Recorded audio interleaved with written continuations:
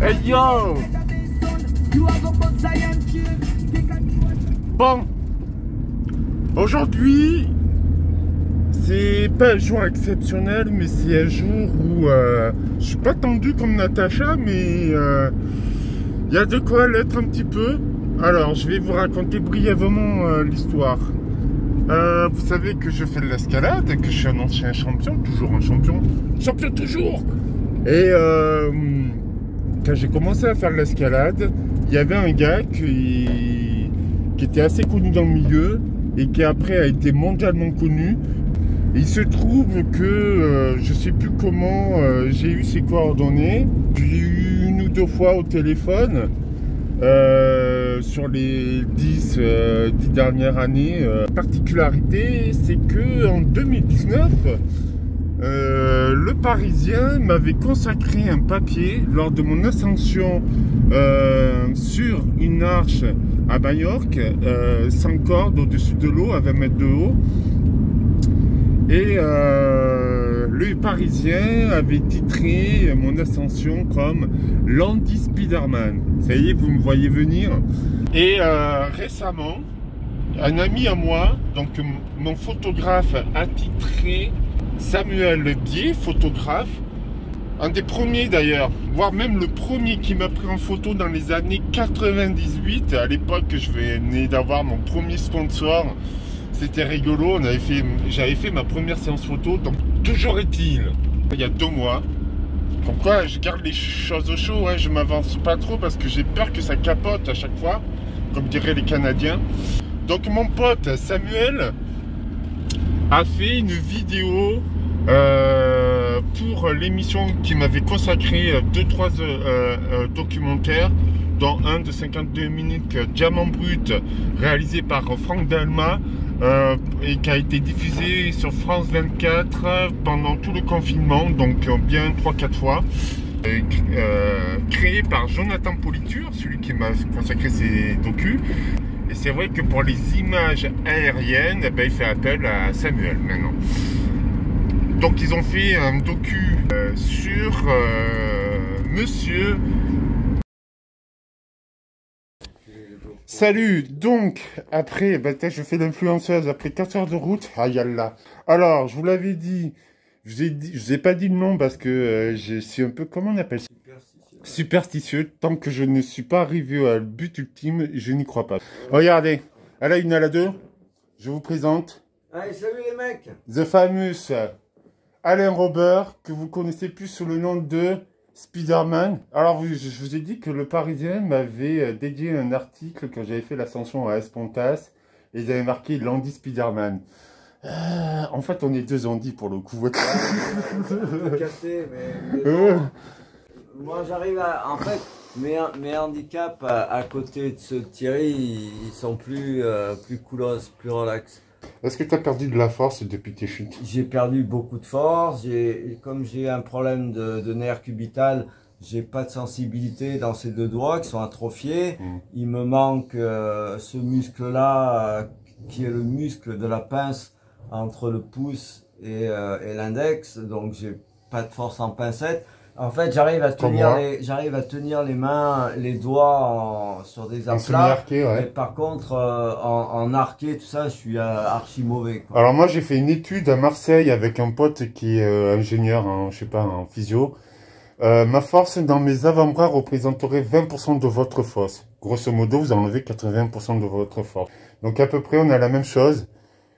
Donc moi aussi j'ai un problème au niveau des pinces. Alors au niveau de la rotation des poignets, je pense que c'est pareil que pour toi. Droite-gauche, je le fais pas. Moi la gauche ça marche pas quasiment, et la droite ça marche très moyennement. Alors moi la gauche carrément pas du tout, regardez. Pas du tout. Et au bas encore moins. Et c'est un peu mieux pour la main droite, et j'arrive plus ou moins à faire la main droite. Est-ce que tu as dû réapprendre ou adapter des choses au niveau de ton escalade par rapport à ton... Ah oui, complètement. Et je veux dire, si tu veux... Je t'ai vu dans un reportage que tu prenais pas les inversés, par exemple. Voilà, ben parce que quand tu n'as plus de pronation-supination, ou alors éventuellement, c'est pas idéal de prendre les inversés. Tu oublies le corps pour... En fait, si tu veux, l'articulation du corps la plus sophistiquée, c'est l'épaule.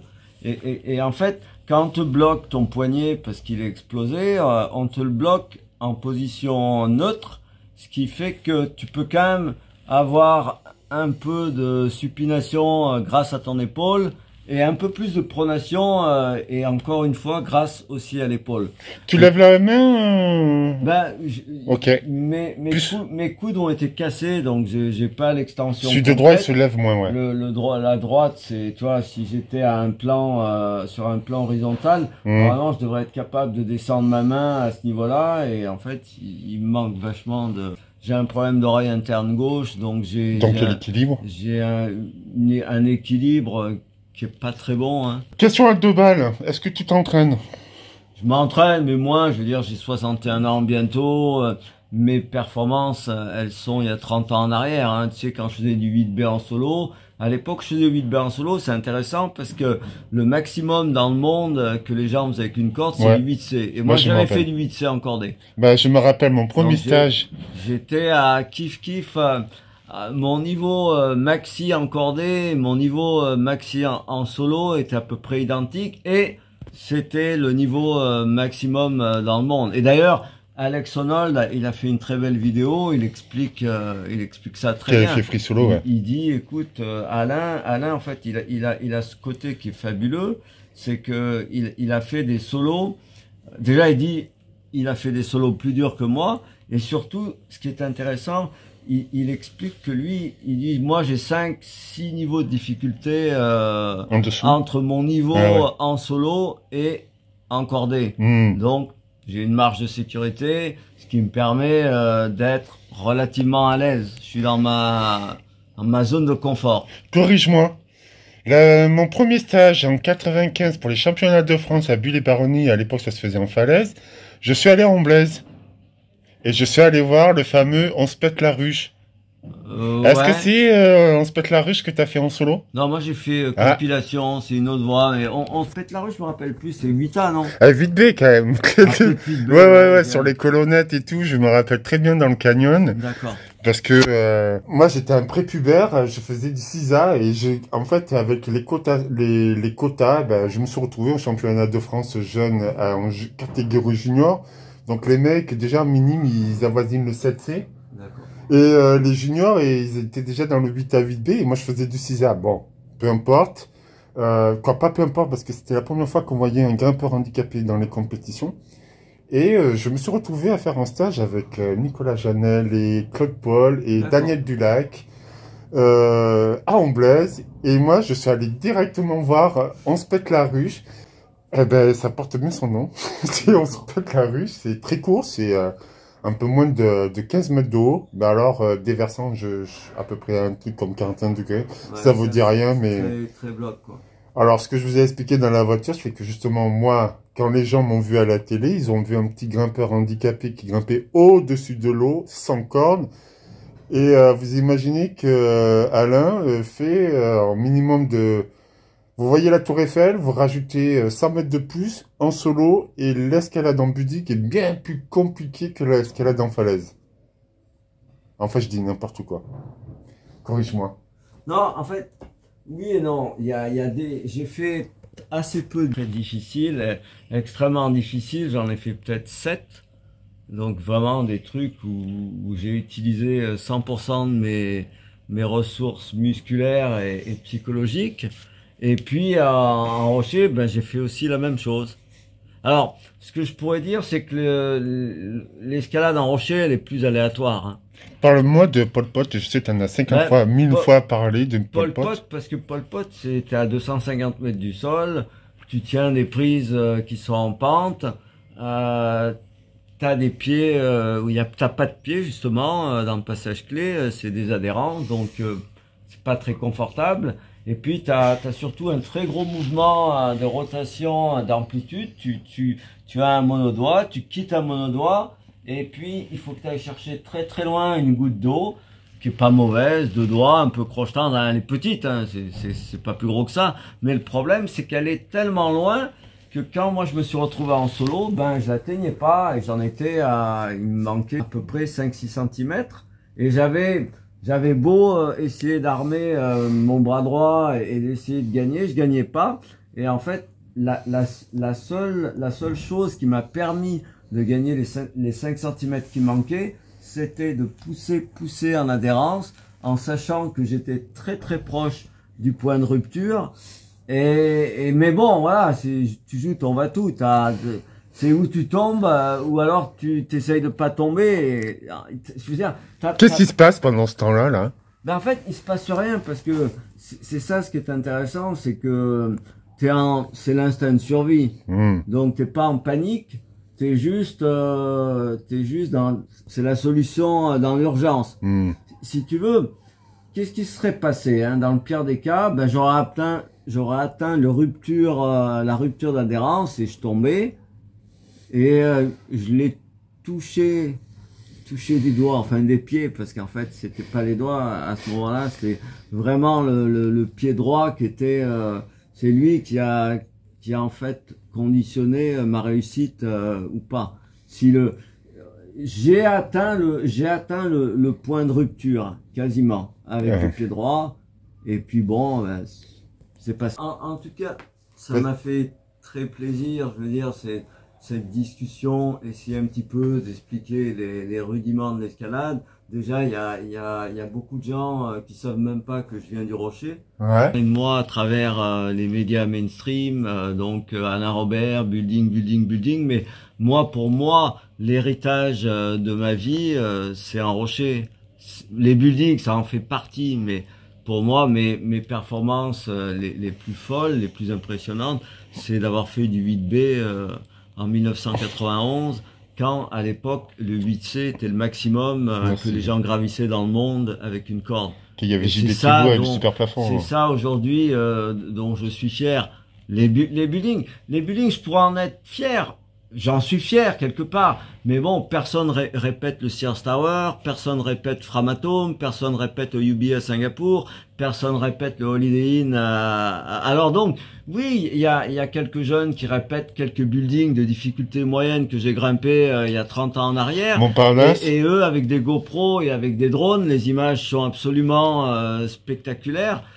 Moi, à l'époque, il n'y avait pas de GoPro, il n'y avait pas de drone. C'était filmé d'en bas, ça ressemblait à rien. Alors, j'ai une question égocentrique. J'en parle beaucoup à mes...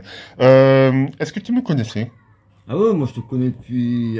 ça fait 20 ans que je te connais. Et comment? J'ai dû te connaître à travers Alpirando, wow. à travers ce qui existait à l'époque. Il n'y avait pas Internet. Non. Donc le peu de choses qui existaient, c'était les magazines d'escalade français, Alpirando, Mountain Magazine, Vertical, Grimpé. Donc c'est à travers un de ces magazines-là. Ok. Donc ça t'a pas plus ou moins étonné que je t'appelle la première fois? Ça doit être dans les années 2000. J'avais entendu parler de toi. Génial. T'es prêt? À la 1, 2, 3. C'est un peu longtemps. 1, 2, 3. Ah! Allez, vraiment, si tu cries vraiment. Ah! Voilà. 1, 2, 3. Ah! Voilà. Regarde-moi. Bouge plus. Alors reviens. Là, super. Tu regardes juste devant toi. Nickel. Eh ben c'est bon. Ok. C'est beau, c'est canon. C'est un truc puissant quoi. Ouais, c'est canon. Ben voilà. Okidoki. Ouais. Tes photos m'ont marqué et je me suis dit, putain, il a un sacré talent ce mec-là au niveau des portraits. C'est génial. Donc bon, ouais. Rien qui ressemble à ce que tu fais.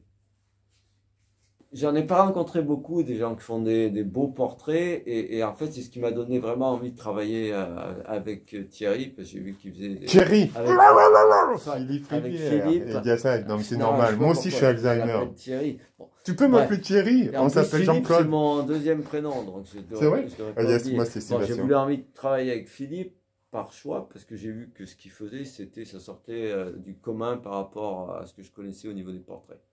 Et tu vois, au niveau du biceps, j'en ai plus que Alain. Ah, moi, je suis vieux.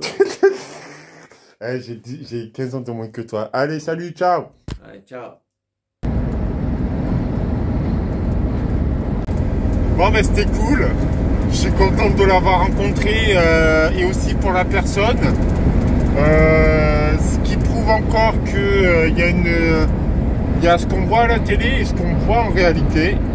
Donc on a eu de suite, comme vous avez vu, de suite le feeling. C'était génial.